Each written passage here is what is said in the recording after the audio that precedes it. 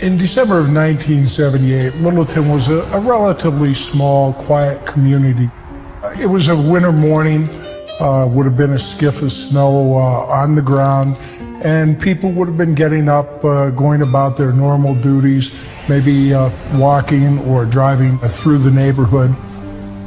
The quiet suburb serves as a bedroom community for the nearby city of Denver.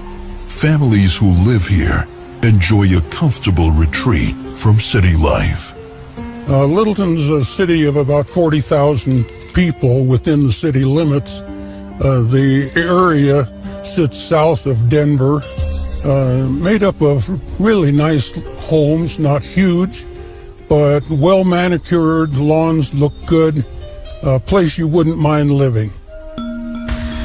In addition to a leisurely pace and low-key lifestyle, the citizens of Littleton enjoy a low crime rate.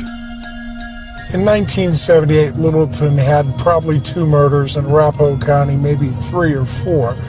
Relatively low crime area, very quiet neighborhoods. One of the families living in the quiet neighborhood is a family of 4.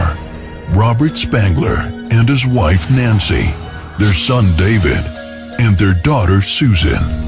As Robert goes off to work every day at the American Waterworks Company, Nancy is happy to stay home, raising the kids. Neighbors said that the Spangler family was just a well-adjusted, typical family from Littleton. The kids were 15 and 17, the boy was into guitars, and the girl was into her boyfriend. And I think Nancy was a stay-at-home mom who was working on a degree. December 30th, the image of the picture-perfect family is about to shatter. It is mid-morning on the week between Christmas and New Year, and most families have taken the week off for vacation. Tim Trevithick, the 16-year-old boyfriend of daughter Susan Spangler, arrives with plans to spend the day with Susan. Tim had been to the house the night before and left the early morning hours.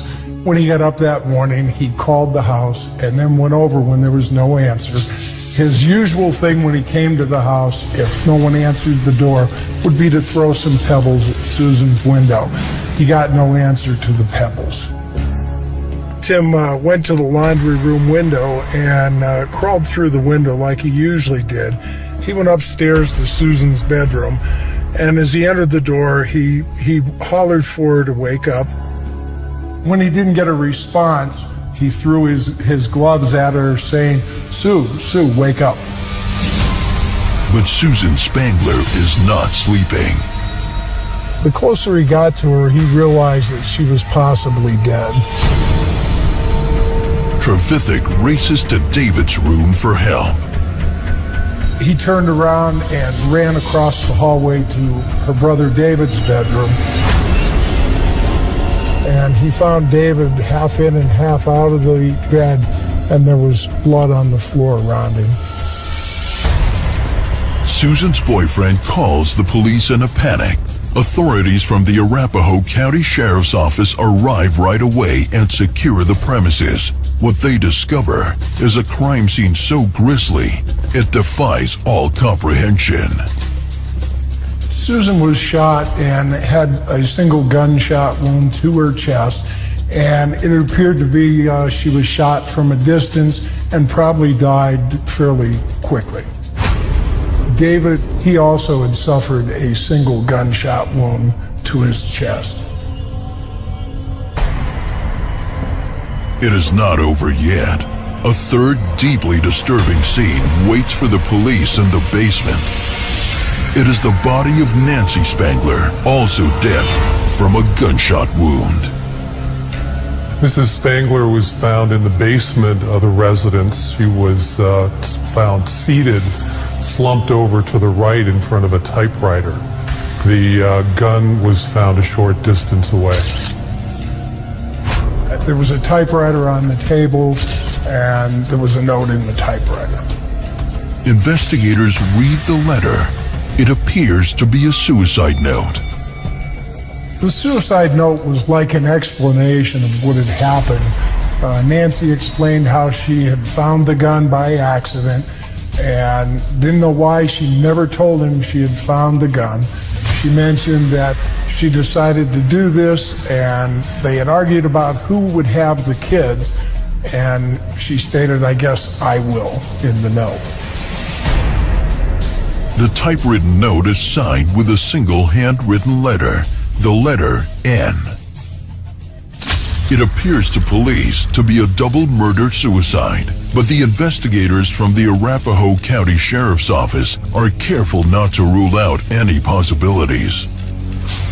One of the biggest mistakes you can make on a crime scene is jumping to conclusions without having all of the data, both that's available and that needs to be dug out. Crime scene investigators get to work photographing the 3 crime scenes, carefully collecting evidence and taking prints from the typewriter and the apparent murder weapon, a .38 caliber Smith & Wesson. In photographing a crime scene, your first pictures are an overall picture, then narrowing in closer and closer and closer, showing all the detail of anything that might be in any way applicable to the situation you're investigating. She was slumped over, bullet wound to the head.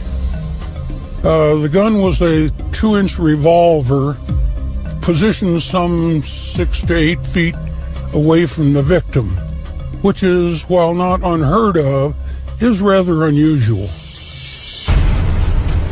Later in the afternoon, Robert Spangler arrives to discover his house is a full-blown crime scene, surrounded by police cars and yellow caution tape. Bob arrived home while officers were processing the scene in the late afternoon hours. When he was told what had happened in his home, he appeared shocked at what he was being told.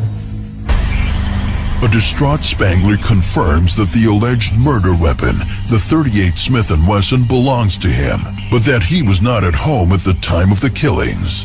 As Spangler tells the police his story, a different picture of the family starts to emerge.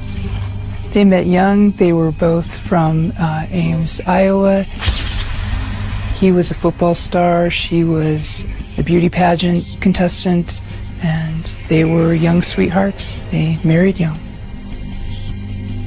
Robert Spangler, according to people who knew him, said that he was a nice man. They thought he was charming, outgoing. You know, they said he was generally a good neighbor. They thought he was a good provider. It is a different picture from the apparent murder-suicide the police discover on December 30th. Nancy's parents and most of her family just never even considered this possible. She wasn't the type. She would never hurt herself or her children, and she was nervous around guns, so they didn't believe it. Police from the sheriff's office interview Robert Spangler. He admits he and Nancy have been having marital problems. They'd been separated for a while and actually had just recently reunited. He was having an affair with a woman he worked with in his office, Sharon Cooper, and it had caused some tension in the marriage. Spangler insists to police that although Nancy was distraught about his affair, he is as shocked as anyone about the apparent murder-suicide. Spangler cooperates fully with the police. He recounts his every step that day. Bob explained that he and Nancy got up that morning and they got into an argument. He left the house to cool off for about an hour and a half. Said that he drove around listening to the Bronco game on the radio and then later went to a movie that afternoon. To help with their investigation, Spangler agrees to take a polygraph test, but the results come back inconclusive. Our polygraph operator, he reported back after making an attempt at it, the Spangler was so uptight that any results coming from that polygraph machine would be meaningless. Finally, crime scene investigators check Spangler's body for any trace of evidentiary material. We're looking for signs that the person had handled a gun or had fired a gun or had touched a gun after it had been fired. It usually takes some time to get the results back, certainly not in the same day, perhaps not even in the same week. The gun residue swabs are sent to the Colorado Bureau of Investigation for full analysis. In the meantime, police conclude their interview with Robert Spangler, and he is free to go. But the Spangler residence is still a cordoned-off crime scene. I was asked to have Spangler stay at my house because it was obvious he could not stay at the crime scene. When we were at my house, I was surprised at how calm he's appeared to be, having lost family earlier in the same day. On January 3rd, the coroner rules the case a double murder-suicide. But soon, evidence will emerge that Robert Spangler knows more than he is letting on.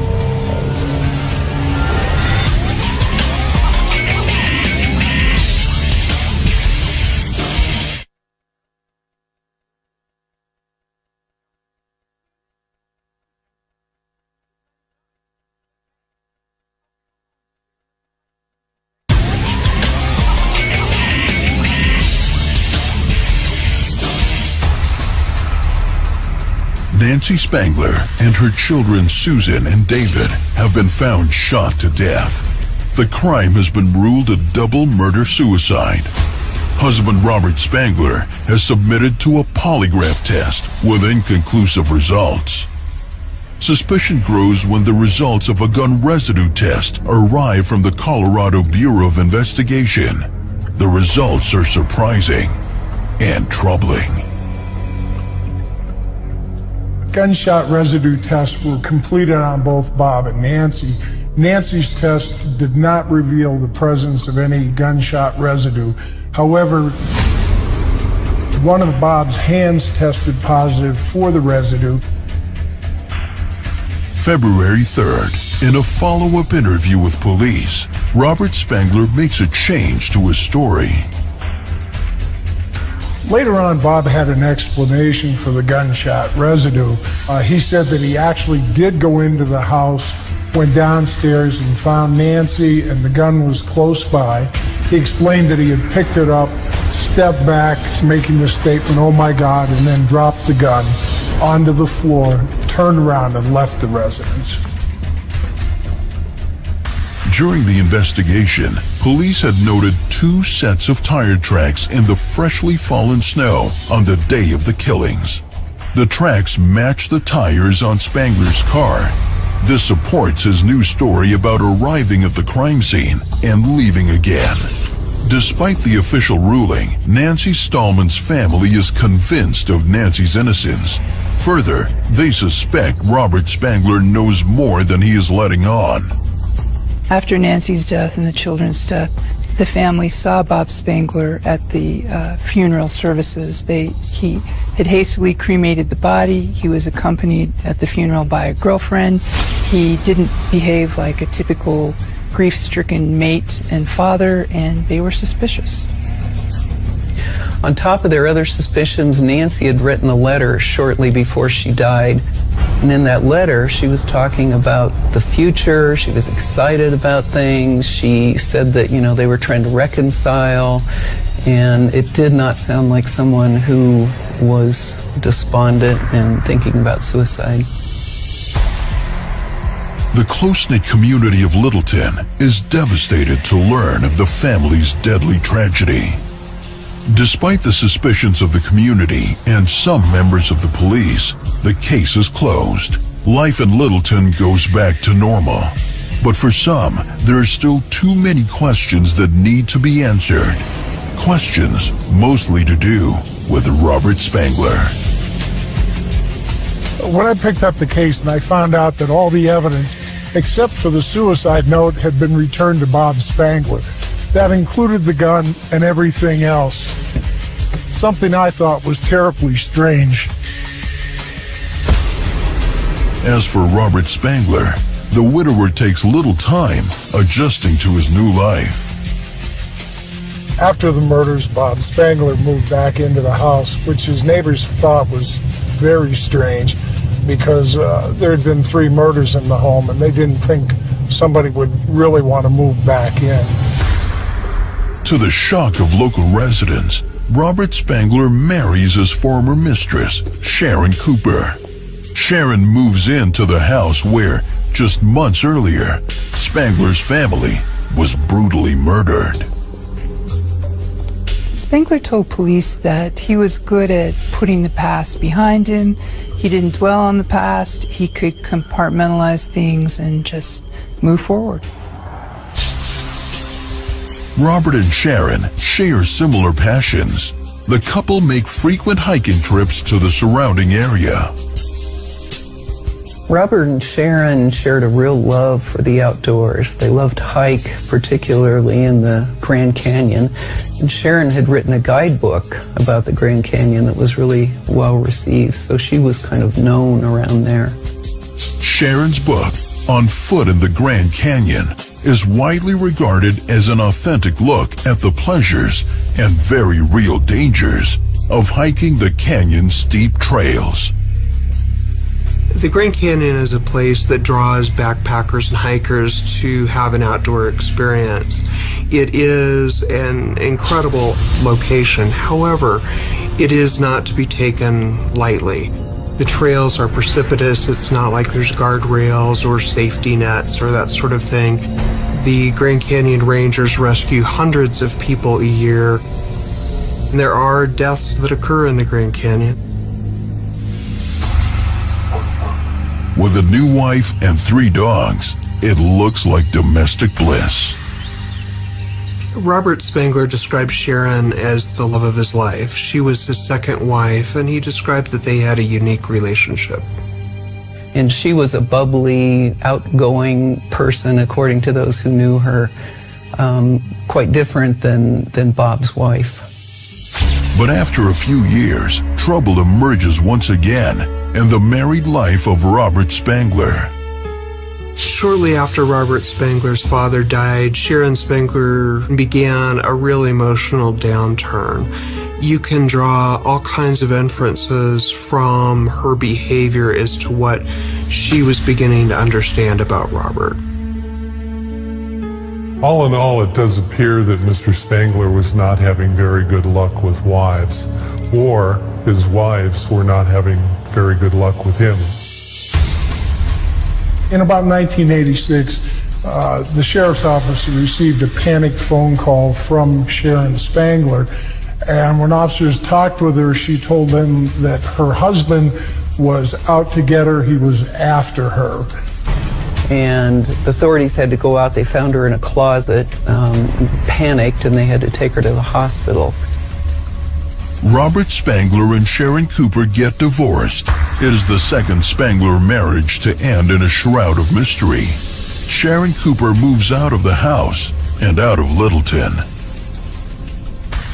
The divorce takes a financial toll on Spangler as he is forced to go back to work in order to make monthly spousal payments, as well as payments of over $150,000 in stocks and bonds. At age 55, Robert Spangler is once again a single man. He wastes no time hunting for a new partner. Trading in on his charm and charisma, it will not take long.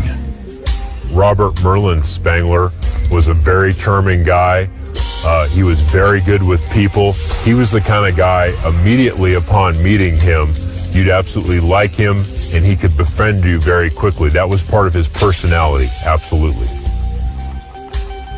Spangler places a personals ad in the Denver Weekly.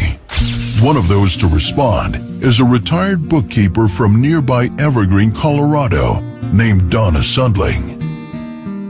Donna was a really nice person. She'd do anything for anybody. She was a lot of fun to be around, and never a harsh word. She was just a great person. Donna and the newly divorced Robert Spangler begin a whirlwind courtship. By August of 1990, they are married and Spangler convinces Donna to move with him to the small tourist town of Durango. But in a now familiar pattern, a shadow soon falls on the marriage, a potentially dangerous shadow.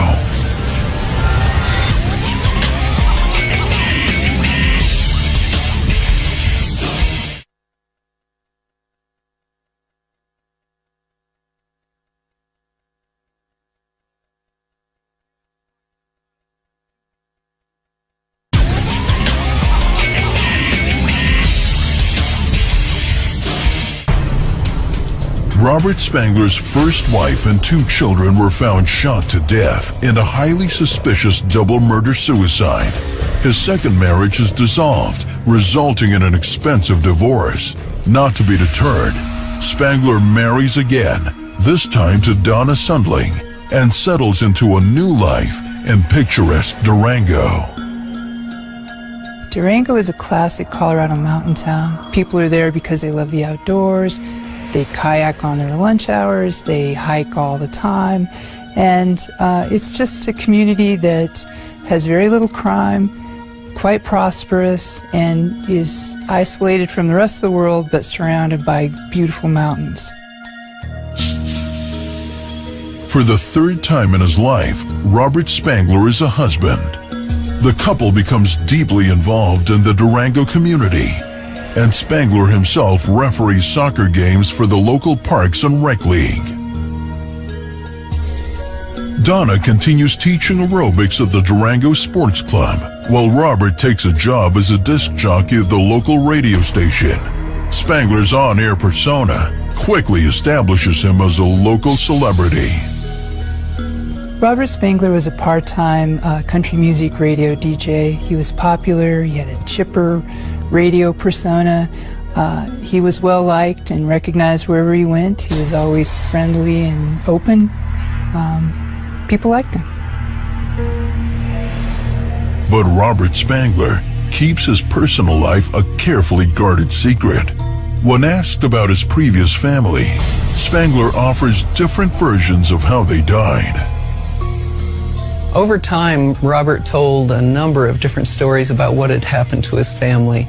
In one, he said that his son was on drugs and he'd gone berserk and killed the whole family. In another, he said that there had been a car accident, that he was behind the wheel, the rest of the family died, and he was injured but survived. And then he did tell some people that his wife had gone berserk and killed the kids and then killed herself. To all appearances, Robert and Donna enjoy married life, being active and spending their free time outdoors. Spangler turns his love of hiking into a part-time job, giving guided hikes of the Grand Canyon for tourists. But Donna does not share her husband's enthusiasm for the canyon. Donna always had a fear of heights, buildings, driving in a car next to a steep cliff or something. It always disturbed her. And when they were hiking in the canyon, they always went down on the more gentle trails because there wasn't the big drop-off and the fear. Soon, Donna stops going on hikes altogether. Spangler becomes distant, and the couple grows apart. By spring of 1993, Donna knows her relationship with Robert Spangler is in trouble. In a last-ditch effort to save the marriage, Donna agrees to one more hike in the canyon, despite her fear of heights. This time, the couple is alone. Donna would not have chosen to hike the Grand Canyon on her own, but Robert had talked her into one last trip because they were trying to patch their marriage up at the time. But Donna tries to remain positive, and the couple leaves for a weekend excursion to the Grand Canyon. This last trip that she went on, she just had a weird feeling about going on the trip. She was really reluctant to go, but she went anyway. Although Donna Spangler suffers from vertigo, she's willing to face her fear to save her marriage. But trouble in a marriage to Robert Spangler can have deadly consequences. Easter Sunday, the couple sets out for the Horseshoe Mesa section of the Grand Canyon on the fourth and final day of their camping trip. It will be the last thing Donna Sundling Spangler will ever do. Just before noon, Robert Spangler shows up at the backcountry office. He claims there has been a terrible accident involving his wife. Robert told the Rangers that he was setting up his tripod to take a picture and that his back was turned to Donna, and when he turned around, she was gone, that she'd gone off the edge. Rangers thought it was unusual that when he reported his wife's fall, that he stood in line patiently behind backpackers trying to get permits before he actually reported it. Park authorities raced to the location of Donna's lifeless body at the bottom of the canyon. The body was very beaten up and took several stumbles on the way down, and there wasn't much forensic evidence for law enforcement to detect. Spangler tells authorities that after Donna fell, he scrambled down the side of the canyon, washed the blood from his wife's face, and covered her with a tarp before rushing for help. In comparison to other homicide crime scenes where you typically have witnesses that have seen or heard something, or you have forensic evidence at the scene that you can collect, law enforcement was very challenged at this particular crime scene because there wasn't any of that. If somebody didn't see the fall, there's really nothing else to go on at that point other than his statements. After questioning Spangler about his every movement that day, park authorities released the grieving husband. After the investigation was wrapped up, the sheriff's department closed the case as an accidental death. Donna Spangler is dead at age 58, leaving behind 5 children and 5 grandchildren. Word of Donna's mysterious death spreads quickly through the media. People found the circumstances of Donna's death unusual because she wouldn't have wanted to be hiking there in the first place. And then the fact that it was during a picture, it's kind of an old bad joke, you know, someone standing on a cliff edge and someone else taking their picture, and all of a sudden they fall off the edge. Even though Bob Spangler had always been a perfectly likable, reasonable guy, and we had no other reason to suspect him, the story just didn't ring true with us, and my editor and I and a lot of people just felt like he pushed her. The local community reacts to the tragedy with shock and disbelief. Even though Bob Spangler wasn't charged with anything, gossip and suspicion lingered. And in a small community like that, we knew when he was dating someone. A mutual friend was supposed to go to the Grand Canyon with him for a hike, and all her friends advised her, don't go to the Grand Canyon with this guy. Robert Spangler has Donna's remains cremated before her family can make it to Colorado. At the memorial service, he delivers a eulogy which a friend later describes as tearless and weird. People started thinking that Robert Spangler's past was odd because he had 2 dead wives and he had a dead family, and the circumstances were not normal. One was a suicide murder and one was slipping off a trail at the Grand Canyon. Robert Spangler is single for the 3rd time in his life. For some, the pattern of sudden bachelorhood is just bad luck. For others, it is a clear sign of something dark and deadly and the secret life Spangler keeps well hidden. He has a way of dealing with problems permanently.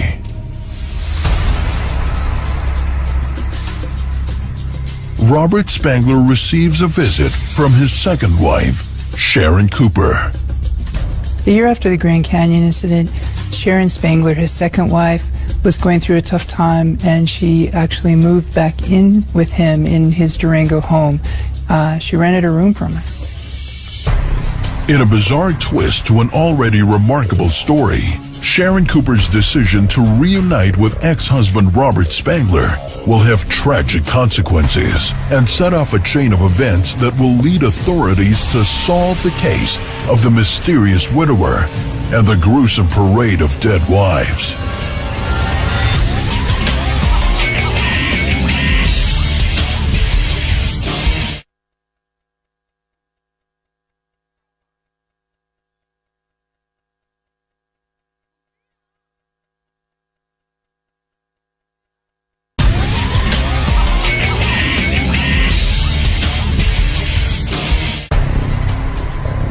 Local radio personality Robert Spangler has already lost his first and third wife under mysterious and violent circumstances. First wife Nancy Spangler allegedly shot their 2 children before turning the gun on herself. And Spangler claims his third wife fell to her death in the Grand Canyon.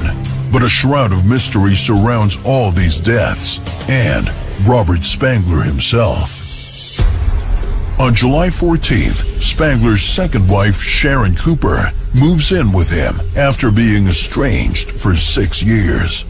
After Donna's death, Robert's second wife, Sharon, ended up moving back in with him in Durango. She was supposedly going through a hard time. She had just broken up with a boyfriend and was having some mental health issues, and so she moved in with Robert. Spangler and Sharon Cooper attempt a life together for a second time. It lasts less than 4 months. Spangler returns home to discover Sharon unconscious next to a suicide note. Spangler takes the unresponsive Sharon Cooper to the emergency room, but it is too late. Hours later, Sharon Cooper is dead. She actually came to consciousness and spoke with the doctors and talked with them about having taken an overdose of Tylenol. The death is ruled an overdose, and there is no criminal investigation. Whether by accident or by design, it is convenient for Spangler that he no longer has to pay spousal support. It is not the first time a tragic coincidence has worked in his favor. Robert Spangler denied having any responsibility in Sharon's death. Many of us have different theories about how her death occurred, though, and there's no doubt but that he had a lot of control over her at that point in her life. When news of Sharon's death reaches members of Donna Sundling's family, they contact the police immediately. They had been told that his first family had died in an accident. They knew that their mother had died in the Grand Canyon, and now another woman associated with Bob Spangler has died in close proximity to him. They began to wave flags, make calls to law enforcement, contacting agencies, and at that point, the Arapahoe County Sheriff's Office reopened the 1978 deaths of Bob's first family. Arapahoe County investigator Paul Goodman gets to work re-examining the deaths in Littleton. It has been over 15 years since Robert Spangler's first family was killed. But Goodman and his team discover several pieces of evidence that shed a new light on what might have happened that December morning. The suicide note was strange because people usually don't explain why they are committing suicide, but yet this had a full explanation. It was typewritten, it was signed with the single letter N, which Bob explained was something normal for Nancy. She had a neurological disorder and often couldn't hold a pen long enough to write. Another strange thing was we found lots of checks that Nancy had filled out in their entirety in cursive writing and signed her full name to those checks. The other strange thing is that if she couldn't hold a pen long enough to sign a check, how did she hold a gun long enough to shoot her 2 children and then herself? The angle of the alleged suicide weapon, Robert Spangler's .38 caliber Smith & Wesson, plays the most critical role in determining just how Nancy Spangler died.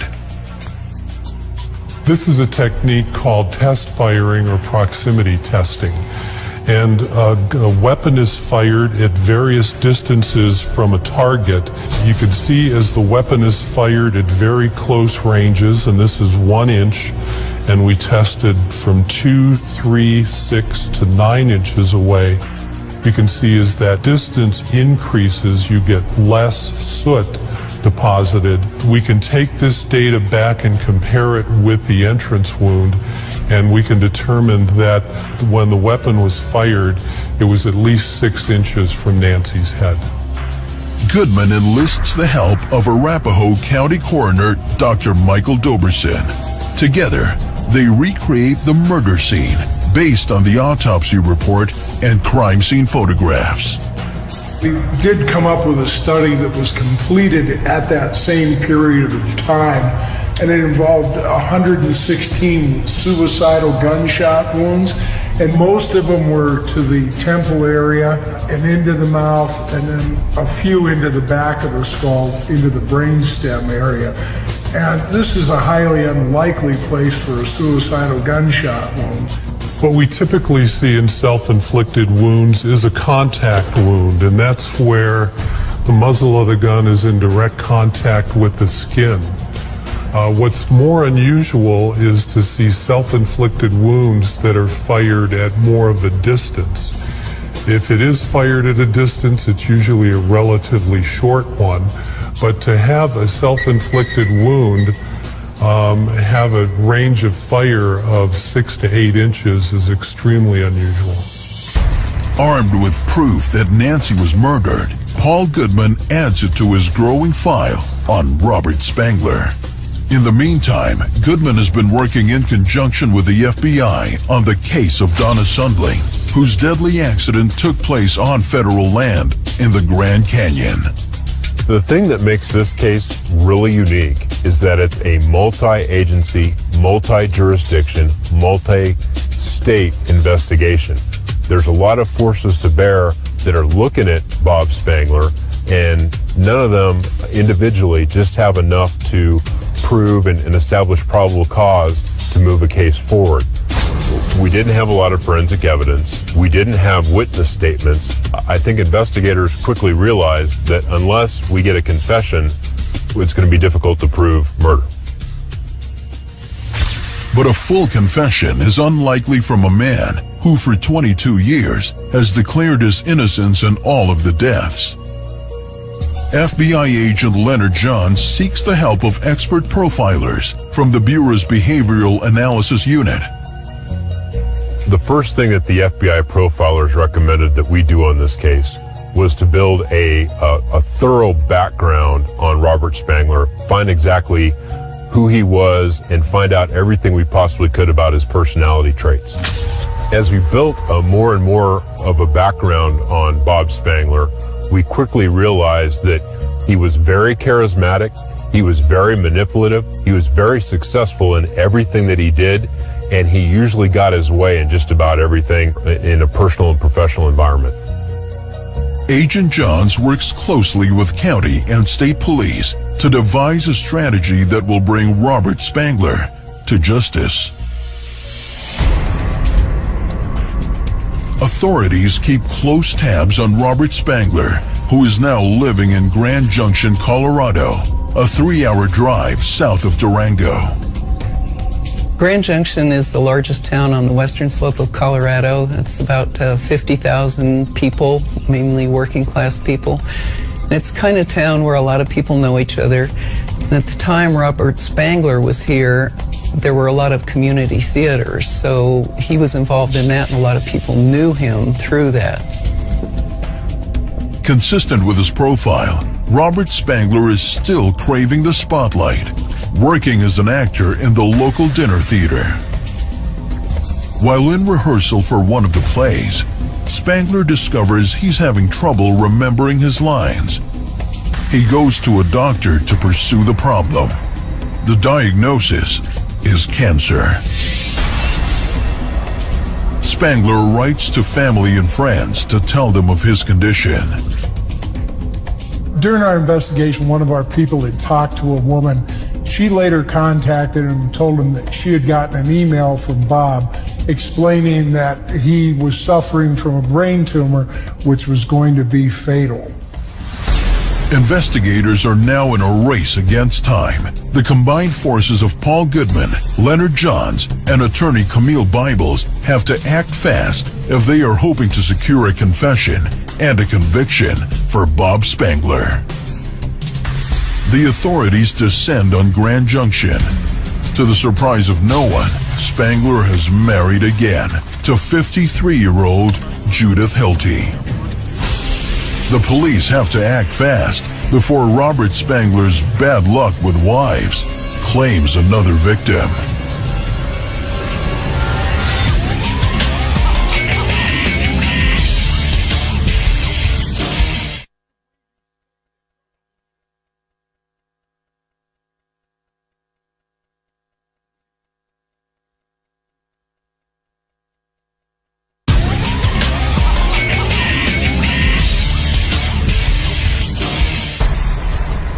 Those close to Robert Spangler suffer a deadly fate.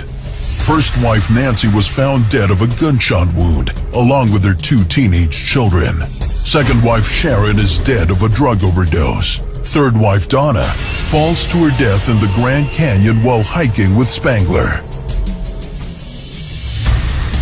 The crack team of investigators joined forces to get a confession from the suspected wife killer. We were able to verify that Bob did have an inoperable brain tumor. At that point, the investigative team decided it was time to step things up, and we went to Grand Junction to interview Bob Spangler. Investigators Leonard Johns and Paul Goodman make contact with Spangler at his home and request an interview. Spangler agrees. We led Bob into an interview room to talk to him. We interviewed him for several hours. We got some minor admissions from him, no confession at that time. We tried to convince him, ask him if there was anything he needed to get off his chest, to no avail. We ended the interview and we told him, Bob, we'd really like to talk to you again. His comment was, yeah, I know you would. The next morning, we got a phone call and Bob Spangler wanted to talk to us again. This time, Johns and Goodman apply some of the techniques they learned from the FBI profilers at the behavioral unit. They start with Spangler's profile as an ego-driven, controlling narcissist who loves being the center of attention. One of the ways that we used that against him was to tell him that he was very important to us, that we could learn and study him, that the profilers wanted to do research on him, and that I was this young FBI agent that had worked some homicide cases before, but never dealt with somebody as prolific as him. And the fact that if he would just talk about the homicides, I could learn so much from him. He absolutely bought into that line of story. Another tactic the investigators employ is to stage the police office to exaggerate the size of the investigation. Other members of the team set up the sheriff's office to look like we had a task force on the case itself. On the board it said Spangler Task Force, several people in there on telephones and on computers. Bob's head snapped to the right. He was very interested in what was going on in that room. He seemed impressed with the fact that he was the subject of so much attention. This was part of the strategy that the FBI profilers had outlined for us, and it was very, very effective. Investigators Goodman and Johns interview Robert Spangler for the second day in a row. In a room nearby, U.S. Capitol Prosecutor Camille Bibles watches the entire scene on a closed-circuit television. The profiler's strategy pays off. So I'm telling him that he's very important to us, that we can learn so much from him. The profilers want to study him and learn more about serial killers from him. But if we're going to do that, he has to demonstrate to us and tell us about how he's a serial killer. I'm accusing him of killing 3 of his wives and 2 of his children over a 22-year time span. And after I've accused him of killing those 5 people, he looks at me and with this very piercing stare, and he says, well, you're giving me credit for 1 too many. There's 4. 4 hours into the interview, 22 years after the crime, Spangler's enormous ego gets the better of him. He confesses to the murder of his wife, Nancy Spangler, and their 2 children, David and Susan. In chilling detail and with a blank expression on his face, the psychopathic Spangler describes the carefully planned slaughter of his own family.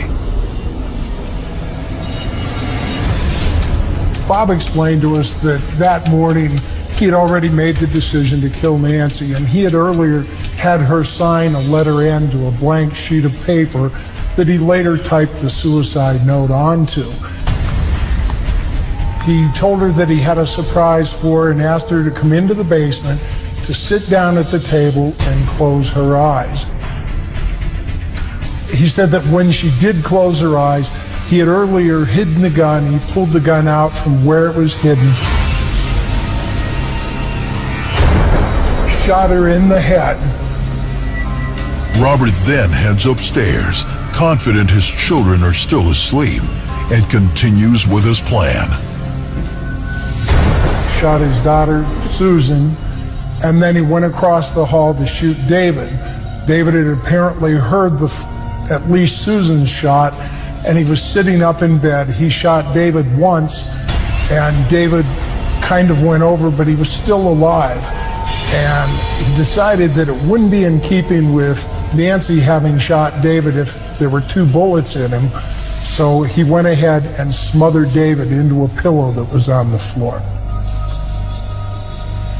When police asked Spangler why he killed his family, he told them he supposed he was selfish, that it would be easier to kill Nancy than to divorce her, and that his new girlfriend didn't like the children, so this was just easiest all the way around.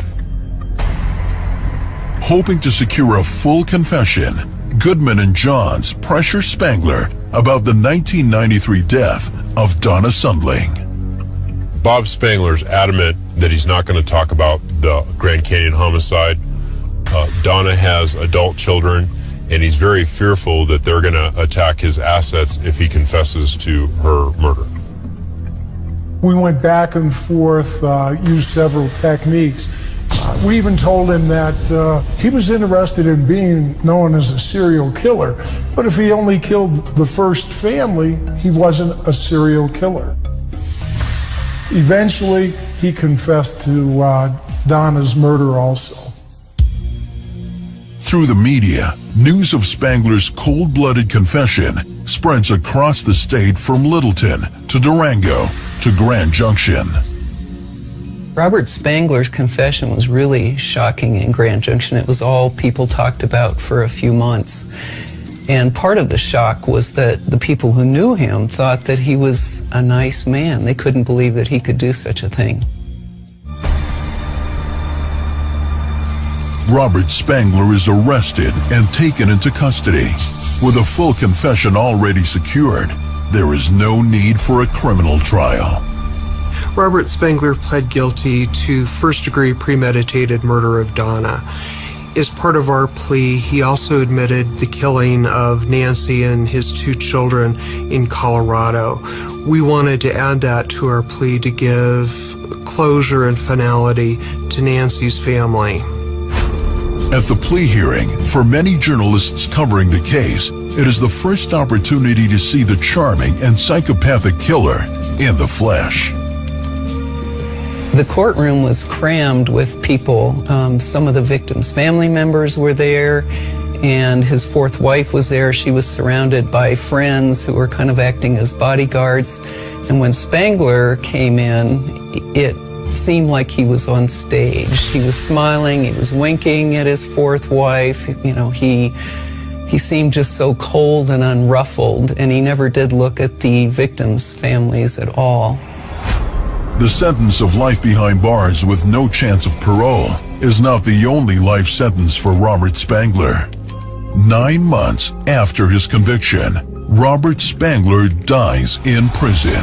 But for the families and friends of the victims, the Spangler murders will leave a lasting, haunting impression.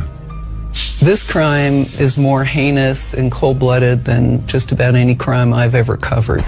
He killed his entire family, and then he left their family thinking for 22 years that their sister, daughter, whatever, had done this horrible thing and murdered her own children. And those people just lived with hell all that time. And that didn't seem to bother him. And then pushing the third wife off the cliff, you know, taking her up there and telling her that it was going to be a reconciliation, and it's just so cold-blooded.